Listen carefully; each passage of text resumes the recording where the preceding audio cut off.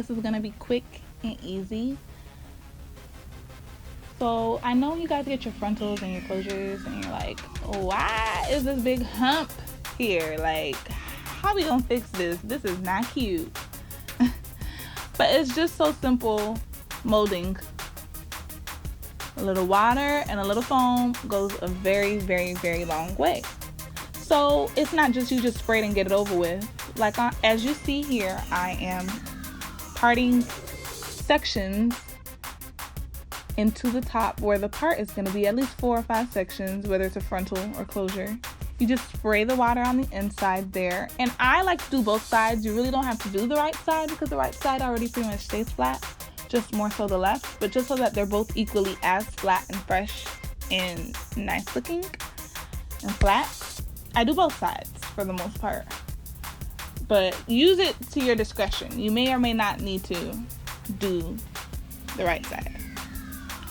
But I spray with water and I comb it into place real nice and easy, and then I add the mousse, my favorite, whichever one you like, whether it's Lotta Body, Nairobi, whoever.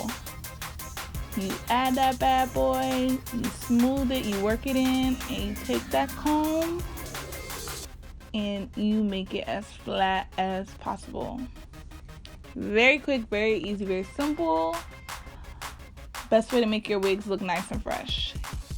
Then you sit that bad boy under the dryer,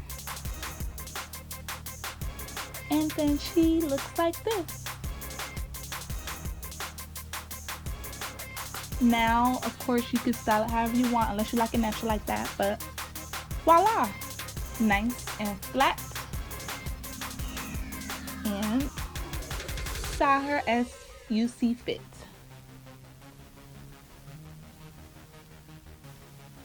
Always make sure those tracks are not showing, honey, because you got to worry about the back part where the part stops.